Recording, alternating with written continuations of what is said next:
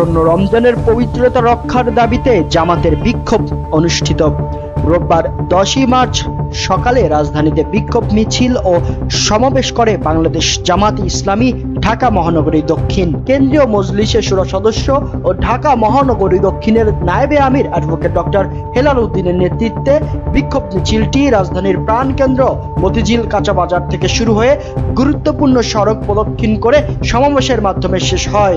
বিক্ষোভ মিছিলে আরো উপস্থিত ছিলেন কেন্দ্রীয় মজলিসের শুরা সদস্য ও ঢাকা মহানগরী দক্ষিণের সহকারী সেক্রেটারি যথাক্রমে দিলওয়ার হোসাইন, কামাল হোসাইন ও ডক্টর আব্দুল মান্নান, কেন্দ্রীয় মজলিসের শুরা সদস্য ও ঢাকা মহানগরী দক্ষিণের কর্মপরিষদ সদস্য অধ্যাপক মোকাররম হোসাইন, শামসুর রহমান, ডক্টর মোবারক হোসাইন, ঢাকা মহানগরী দক্ষিণের কর্মপরিষদ সদস্য আব্দুল সালাম, সৈয়দ সিরাজুল হক, মহানগরী সহকারী প্রচার সম্পাদক আশরাফুল আলম ইমন, সহকারী অফিস সম্পাদক আব্দুল সত্তার সুমন, সহকারী সমাজ কল্যাণ সম্পাদক শাহিন আহমেদ খান, ইসলামী ছাত্র শিবির ঢাকা কলেজের সভাপতি মুসাফ আব্দুল্লাহ, ঢাকা মহানগরী পূর্বের সেক্রেটারি জাফর সাদিক, ঢাকা মহানগরী দক্ষিণের সেক্রেটারি হেলাল উদ্দিন সহ ঢাকা মহানগরী দক্ষিণ জামাতের বিভিন্ন থানা আমির ও সেক্রেটারিরা।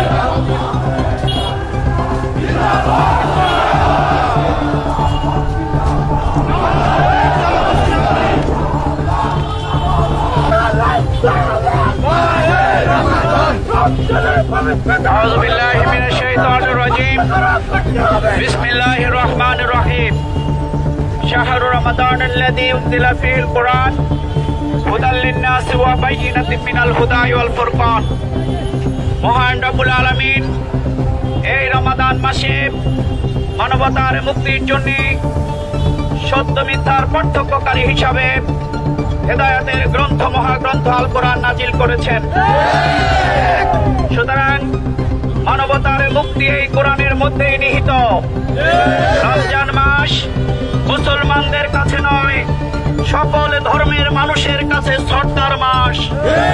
কিন্তু দুর্ভাগ্যজনক হলেও সত্য, এই রমাদান মাসে বাংলাদেশের দ্রব্যমূল্যের আজকের যে ঊর্ধ্বগতি, এর কারণ হচ্ছে এই অবৈধ সরকারকে জনগণ ভোট দেয়নি বলে তারা ভাত এবং ডাল চালের দাম বৃদ্ধি করে মানুষকে হত্যা করতে চায়।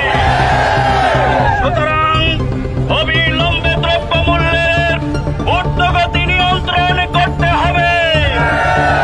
মন্ত্রীরা বলছেন আপনারা খেজুরের পরিবর্তে বড়ই খান, কিন্তু এটি আমরা মনে করি সাধারণ জনগণের সাথে তামাশা ছাড়া অন্য কিছু নয়। অবিলম্বে এই মন্ত্রীকে পদত্যাগ করতে হবে, বিনা ভোটের সরকারকে বিদায় নিতে হবে। রমজানের আগেই আমির জামাত ডাক্তার শফিকুর রহমান, সহকারী সেক্রেটারি জেনারেল মজলুম জননেতা এটিএম আজহারুল ইসলাম সহ সকল আলেম ওলামাদেরকে মুক্তি দিতে হবে। হত্যা করে রিমান্ডে নিয়ে মামলা দিয়ে সাজা দিয়ে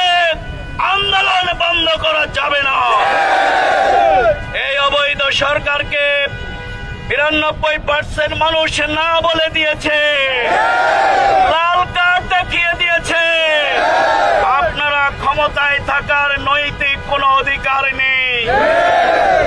এই দেশে এখনো জাহাঙ্গীরনগর বিশ্ববিদ্যালয়ে এখানে আমাদের মায়ের জাতিরা এখনো নির্যাতিত হয়, সিলেটে নারীরা নির্যাতিত হয়, আমাদের মা বোনেরা ইজ্জত হারায়। এই সরকার ক্ষমতায় থাকতে পারে না।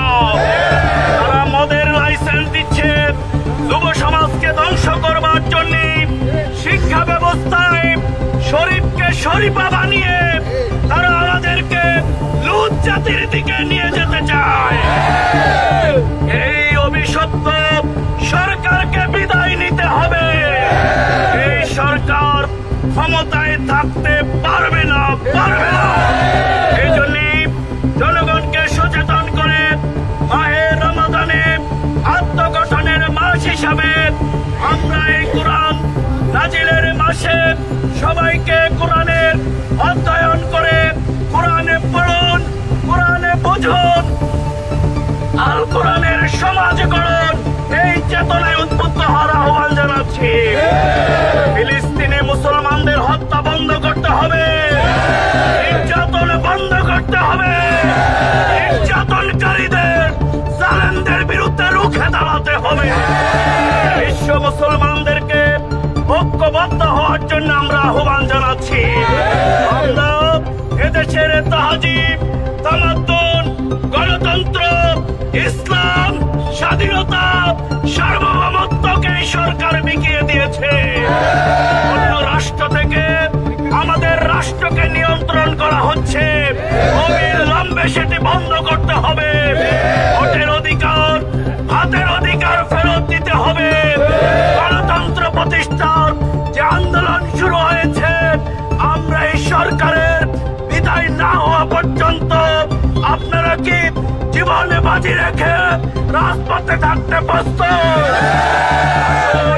বদলের চেতনা নিয়ে এই অবৈধ সরকারের বিরুদ্ধে ঐক্যবদ্ধ হওয়ার জন্য দেশবাসীকে, মুসলিম উম্মাহকে, আন্তর্জাতিক বিশ্বকে আমরা উদাত্ত আহ্বান জানিয়ে আজকের এই শান্তিপূর্ণ সমাবেশের কার্যক্রম এখানেই সমাপ্ত ঘোষণা করছি।